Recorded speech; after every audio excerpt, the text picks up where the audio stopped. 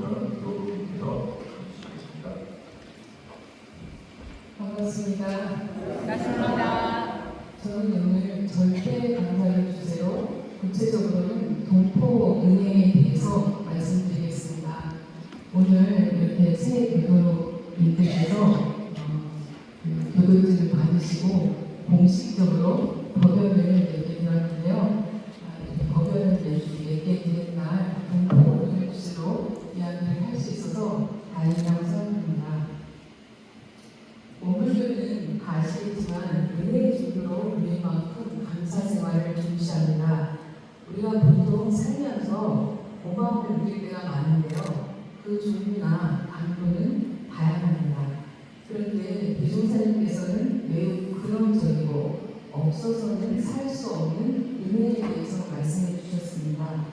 이 큰 은혜를 네 가지 범주로 천지, 도모, 동포, 법률 이렇게 사원으로 구분을 해주셨는데요. 이 은혜는 세상을 존재하게 하고 또 운영될 수 있도록 합니다.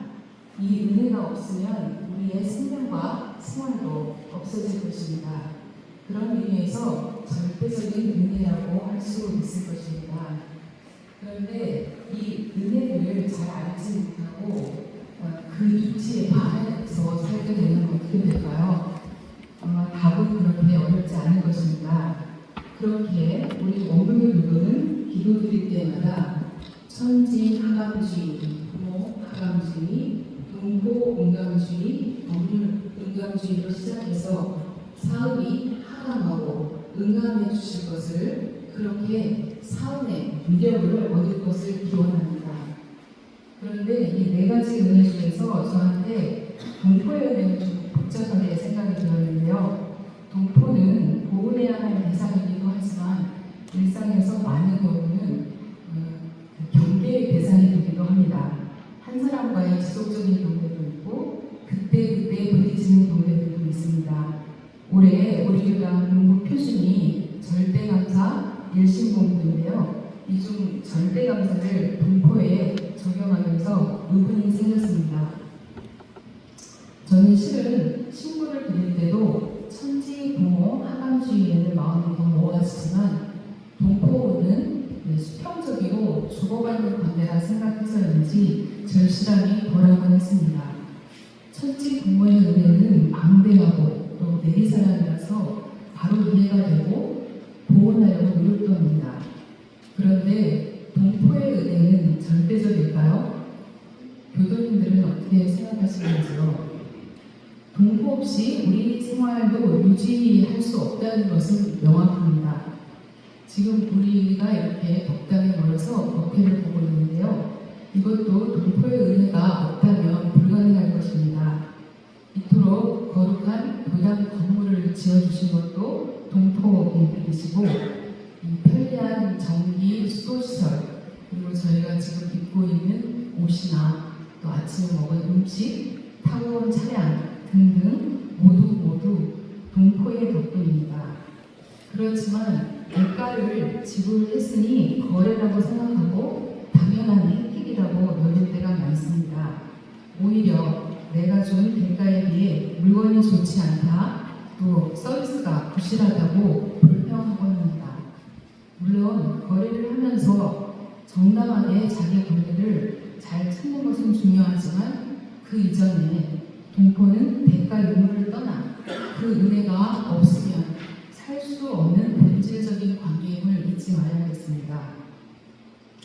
현대인들의 삶이 피폐해졌다라고 말하고 저 또한 그렇게 느낄 때가 많습니다.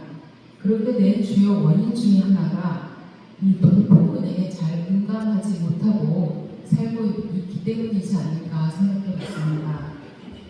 오늘 하루 동포로부터 받은 은혜가 95%라고 하더라도 내 마음을 요란하게 하는 특정 동포가 나타나면 바로 원망심이 올라옵니다. 원망할 일이 있는데 어떻게 감사하느냐, 이 또한 많은 사람들이 어렵게 느끼는 대목입니다.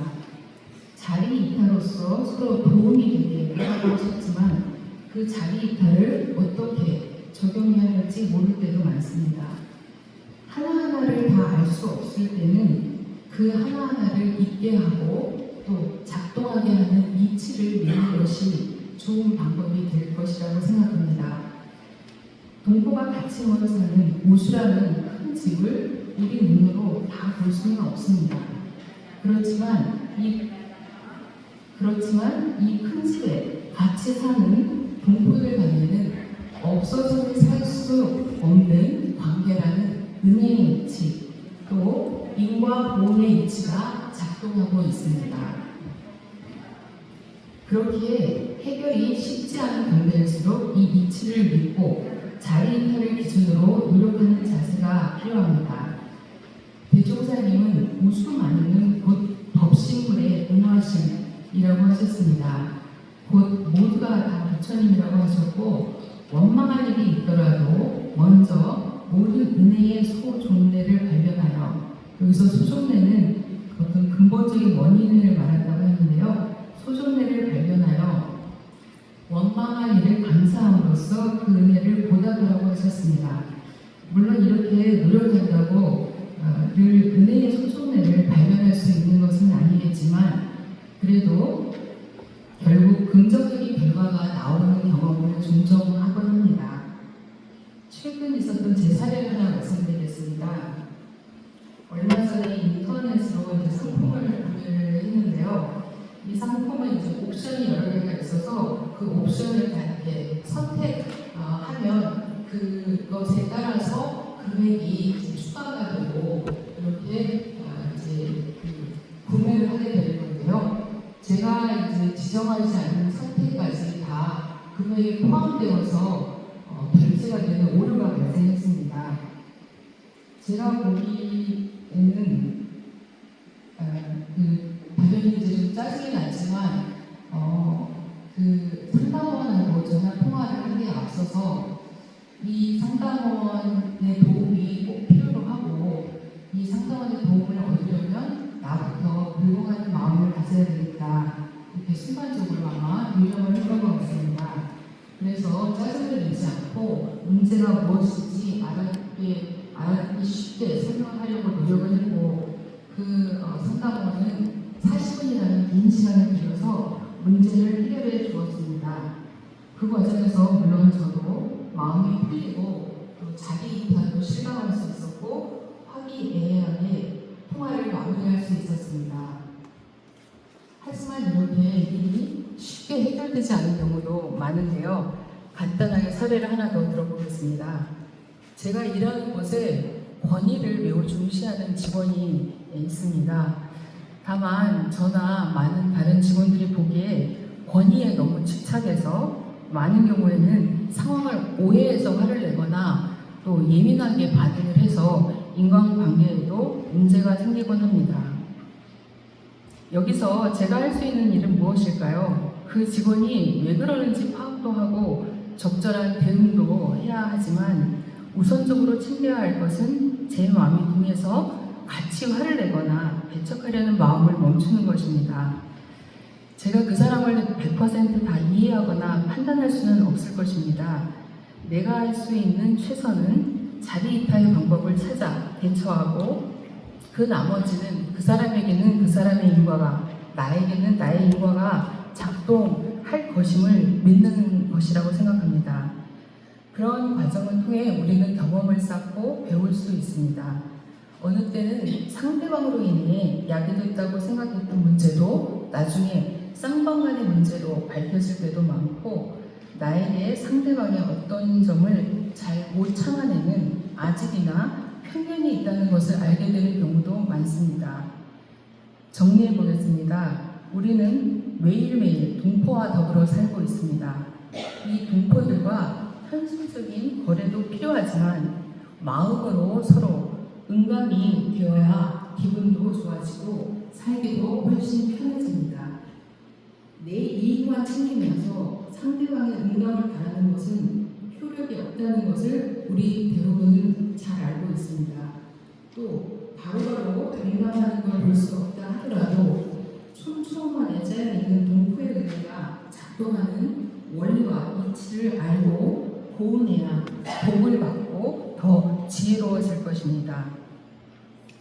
이번 실천담을 준비하며 동포의 은혜는 보이든 보이지 않든 즉자적이든 긴 시간에 걸쳐 확인이 되든 언제나 늘 원리적으로 작동하고 있기에 절대감사가 공부 표준이 되어야 함을 새삼 확인할 수 있었습니다. 이런 생각을 해서인지 요즘은 신고를 드릴 때도 동포 음감지 외에도 마음이 더 모아지곤 합니다. 마지막으로 우리 오물교 교도가 동포운을 가장 확연하게 느낄 수 있는 관계는 단연 법연일 텐데요. 특히 이제 오늘 교도증을 받고 공식적으로 법연을 맺게 된 분들 다시 한번 축하드리고 이 법연을 더 진하게 느낄 수 있는 기회가 바로 다음 주에 또 있습니다. 계속 공지를 해드렸는데요. 다음 주에 세교도 교당 스테이가 진행이 됩니다. 혹시 아직 마음을 정하지 못한 새 교도님들이 계시다면 마음을 확실하게 돌려주시면 좋겠고요. 오래된 교도님들의 큰 응원과 관심 부탁드리겠습니다. 감사합니다.